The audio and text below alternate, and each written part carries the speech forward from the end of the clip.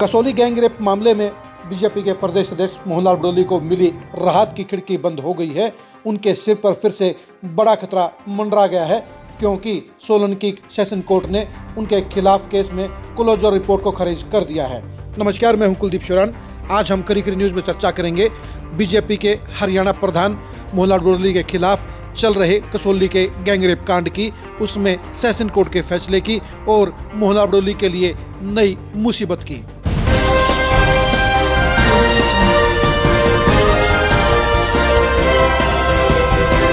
मोहनलाल बड़ोली गायक रॉकी मित्तल के साथ कसौली गैंगरेप कांड में फंसे हुए हैं। कसौली की कोर्ट ने पुलिस की क्लोजर रिपोर्ट को स्वीकार कर लिया था, जिसके चलते केस बंद होने की नौबत आ गई थी। लेकिन पीड़िता ने इस फैसले के खिलाफ सोलन सेशन कोर्ट में रिवीजन पिटीशन दायर की और ये मांग की कि उनकी फरियाद को सुने बगैर ये गलत ऑर्डर पास किया गया है, इसलिए उनकी बात को सुना जाए और इस क्लोजर रिपोर्ट को खारिज किया जाए। 6 जुलाई को इस मामले में सोलन की सेशन कोर्ट ने सुनवाई करने के बाद फैसला रिजर्व रखा और अब उसके बारे में फैसला सुना दिया है और ये कहा गया है कि पुलिस की क्लोजर रिपोर्ट को स्वीकार करना गलत था। कसौली कोर्ट को दोबारा से इस मामले में सुनवाई करनी पड़ेगी, यानी केस रीओपन हो गया है। केस का रीओपन होना मोहनलाल बड़ोली के लिए सबसे बड़ी सिरदर्दी कही जाएगी, क्योंकि मोहनलाल बड़ोली ये उम्मीद कर रहे थे कि सोलन सेशन कोर्ट इस मामले में क्लोजर रिपोर्ट को मंजूरी देगा, लेकिन ऐसा नहीं हुआ और अब 30 जुलाई को कसौली की कोर्ट इस मामले में दोबारा से सुनवाई करेगी। वो पीड़िता के बयान दर्ज करेगी और उसके बाद फैसला करेगी कि पुलिस की क्लोजर रिपोर्ट को मंजूर करना है या केस को सुनवाई के लिए रजिस्टर्ड करना है। यानी मोहनलाल बड़ोली के लिए अब हालात फिर से पेचीदा हो गए हैं।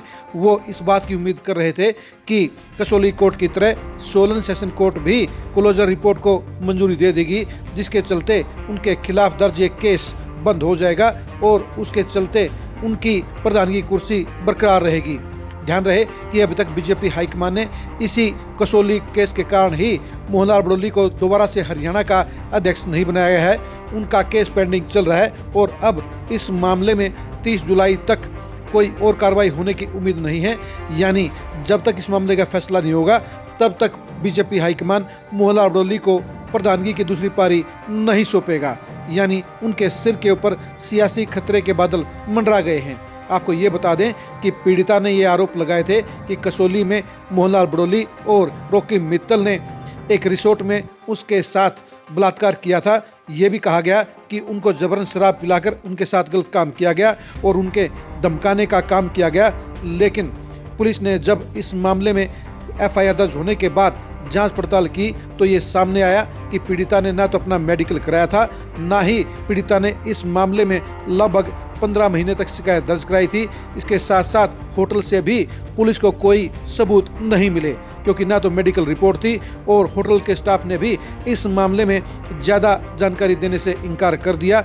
ऐसे में पुलिस ने कसौली कोर्ट में ये क्लोजर रिपोर्ट दी कि उनके पास पर्याप्त सबूत नहीं है और इस मामले में पीड़िता पूरी तरह से गंभीर नहीं है। जिस तरह से उसने काफ़ी महीनों तक केस दर्ज नहीं कराया, इसके चलते उनकी मंशा पर सवाल निशान खड़े होते हैं और इसलिए पुलिस ने इस केस की क्लोजर रिपोर्ट पेश कर दी, जिसे कसौली कोर्ट ने मंजूर कर लिया।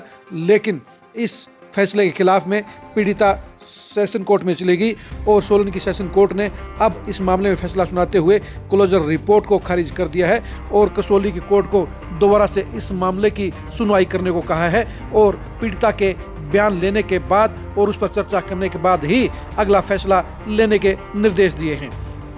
सोलन सेशन कोर्ट का ये फैसला मोहनलाल बड़ोली के लिए भारी परेशानी खड़ी कर सकता है, क्योंकि बीजेपी हाईकमान अब ज़्यादा इंतजार करने के मूड में नहीं है और ऐसे में इस कसौली कांड के कारण अगर मोहनलाल बड़ोली की कुर्सी चली जाए तो इसमें कोई असर नहीं होना चाहिए, क्योंकि बीजेपी हाईकमान किसी भी सूरत में एक गैंगरेप के आरोपी को दोबारा से प्रदेश अध्यक्ष नहीं बनाएगा, जिसके चलते मोहनलाल बड़ोली के ऊपर खतरे की तलवार लटक गई है। आप इस मामले में मोहनलाल बड़ोली के बारे में क्या कहेंगे, कमेंट करके जरूर बताइए।